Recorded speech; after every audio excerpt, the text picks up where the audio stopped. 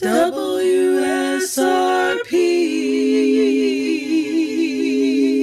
22.2 Seraphim Radio, your source for basketball, gossip, and culture, straight from the Mecca of basketball itself, Indianapolis, Indiana. Welcome to another episode of WSRP 22.2 Seraphim Radio. I'm your host, Juniper, but you can just call me June. If this is your first time watching today, please consider liking the video and subscribing. Thanks in advance. Naptown, it's been a fantastic week for your girls. Make some noise for your Indiana Fever! This team is scorching hot, surging to a 5-game win streak after they handled business and shut down the Seattle Storm on Sunday. Can I get a bow bow bow in the chat? This team is scorching hot, surging to a 5-game win streak after they handled business and shut down the Seattle Storm on Sunday. With today's dub, Indiana now sits just outside the playoff top 4.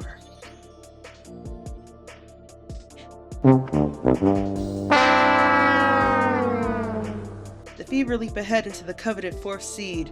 With the postseason race heating up, every game matters. And the odds are slightly stacked against them, but only slightly. They're playing against Chicago with an unhealthy bench after all. Their record speaks for itself. The Mercury are bracing to battle without their top shooter, Satou Sabally, listed as out due to personal reasons. A lot of fans are speculating that there may be some possible tension in the Mercury locker room, that Satou may be unhappy with her reduced role, frustrated by being benched during the game against the Atlanta Dream for not bringing the energy that Phoenix needed, further fueling rumors of dissatisfaction behind the scenes and that her decision to sit out may be on an effort to force the Mercury's hand into a trade as the window slams shut. Hi, Coach. Does Satou being out today have anything to do with her being benched on Friday? No, this is a personal matter. She's out for personal reasons, and we support her through this time and are excited to get her back when she's ready. David? Hey, Coach. When will Satou Sabally be back with the team? I am not sure. We'll tell you that this is due to interpersonal friction, especially involving DeWanna Bonner. While Coach Tibbetts directly tried to dispel the gossip by stating her absence has nothing to do with benching, the fan base isn't entirely convinced, especially with no timetable for her return. Honestly, I doubt this has to do much with DeWanna, unless Satou just doesn't want to deal with the deafening boos that come whenever she has to share the court with the vet who notoriously left us. The real drama might just be the noise of the Gamebridge crowd, not the locker room, but more on booing later. Dejanay Carrington was just traded to the Minnesota Lynx from the Dallas Wings in exchange for forward Diamond Miller, guard Carly Samuelson, and a 2027 second-round draft pick. And this isn't to say that Nay isn't a fantastic pick. It's not like she's a bum. She was named Most Improved Player, and rightfully so. She is incredible at defense, and she owns up to that title. But it's not like the Lynx doesn't already have defense. It's not like the Lynx need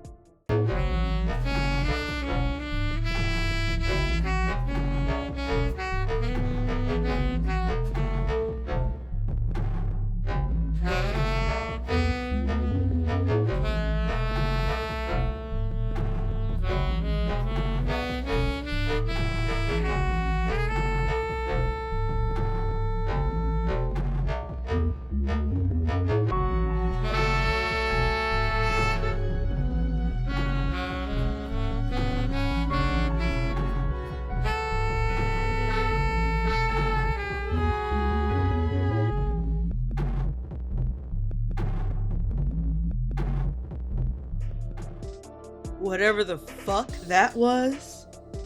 Girl, anyway. Celtics minority owner Steve Paliuka is finalizing a precedent-shattering $325 million deal to buy the Connecticut Sun from the Mohegan tribe, with the vision of permanently relocating the franchise to Boston by 2027, pending league approval. If this blockbuster sale goes through, the Sun would trade their current home at the Mohegan Sun Arena, where players famously shared cramped space with rec leagues and children's birthday parties, for the world-class TD Garden, alongside the Celtics and Bruins. Pagliuca has also pledged an additional $100 million to construct a state-of-the-art practice facility, immediately putting the Sun in line with WNBA's best resources. The Connecticut Sun became the league's first profitable franchise and a pillar of the league in a state otherwise without any major pro sports in 2003. But over the last decade, the Sun's facility limitations, most glaringly the absence of a dedicated practice gym, have become a sore spot for players and agents alike. The tribe has been reluctant to make substantial capital investments the modern WNBA demands. Where fellow franchises have built multi-million-dollar training facilities to lure superstars and chase championships, Connecticut was still debating whether to fund basic upgrades as the W rapidly professionalizes and expansion fees soar past $250 million. Caitlin Clark's stalker pleads guilty during his court hearing, WTHR in Indianapolis, Indiana reported. Michael Lewis, age 55, had a hearing on Monday, July 28th, and the judge had to stop frequently to correct. Moving forward, I have a solution. I will no longer allow sports television, the internet, social media to be a distraction from what's really important to me. And this is what's really important. The world is headed to troubled times, big trouble. There's a war coming that will kill 1/3 of mankind. That will lead to an economic system of total control. You will be forced to make a purchase with your right hand or forehead, possibly a microchip or eye scan or something similar. If you opt in, it will cost you your soul forever. If you opt out, it will cost you everything you own, maybe even your life. I believe that you told me at your initial hearing that you had a prior for stalking somewhere else. I didn't tell you that, but I did. That is correct. Well, that's what the court remembers from your initial hearing. I do not believe that you are here because of a click of a button. I do believe that you needed to move on long before you sent 800 messages to Caitlin Clark. I do believe that your behavior constituted stalking. I do accept your responsibility, and I will enter judgment of conviction and sentence you according to the plea. I will recommend that you get some mental health treatment because you don't get it. Lewis was sentenced the same day and was required to avoid any contact with Clark and to stay away from any Fever or Pacers games, events, or properties. With time-served credit, Lewis's sentence works out to a little more than a year and a half to be served in prison. Given the defendant's persistent behavior throughout the legal process and the relatively short prison term compared to the severity of the stalking, many wonder, including myself, if this punishment and the FBI's involvement will be enough to deter future threats and ensure Caitlin Clark's safety long term. The no contact and internet restrictions are critical, but only time will tell if the justice system's response fully addresses the risks posed. So, Gangbridge Fieldhouse booed the fuck out of Dewana Bonner. Foul on Sophie Cunningham. That is her first team second. Coming in for Phoenix number 14, Dewana Bonner.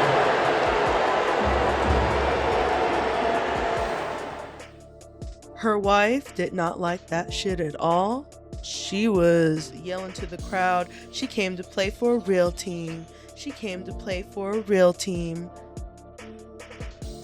Which is honestly nasty work, considering Alyssa Thomas is probably the only other person besides her wife, Dewana Bonner, and the front office of the Fever team that 100% knows what went on with that deal and her leaving to go with the Mercury.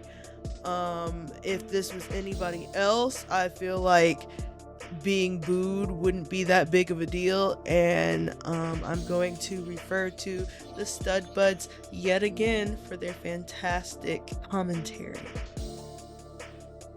Hold on, let's talk basketball. How you feel about the Indiana people booing DB? I mean, I feel like you already talked about this. I don't feel like they booing her as a person. Maybe they just booing her because she cold and they left her and she left the team. That's how I feel too. I feel like that just comes Like, with it. if you left Minnesota tomorrow, they would boo the fuck out of you. Oh God. They would be mad as fuck, especially if you came and whooped our ass. They'd be mad as hell. I'm not gonna lie, I feel like booing is like low key a sign of respect, straight up. Cause if you a nobody, then they not gonna even be worried about you. Cause I mean that's like Kyrie every time he go back to Boston. Every time that man touches the ball, he get booed, bro. That's just what it is. It comes with the sport, bro. But I ain't never went into I went into an arena and got booed before, but it was like in college. But every time I go, I know if I ever walk into an arena and they boo me, I would have the time of my life. You know what happened? Because I'll be throwing kisses at the crowd. Oh, they'll be mad at me, twin. I'll never forget this. Oh my goodness, bro. I would have a ball in there. I'll be blowing kisses. To be honest with you, I wasn't really sure if I wanted Fever fans to even boo her. Not because I don't think she didn't deserve it, but because I was worried that the fans were writing a check that the Fever couldn't cash. But obviously, we stood on business. Can I get a bow in the chat, please? There was a lot more that happened this week, but I really didn't get to put it in this video like I wanted. I ran out of time and I wanted to give something to you to be consistent rather than keep piling more and more news and get everything, way ahead of me. Like, I didn't want to get lost in the sauce. So I want to end this video with a little bit of a more fun story. I'm pretty sure that you have already heard about how not once, but twice this week, play was interrupted at Golden State Valkyrie road trip games.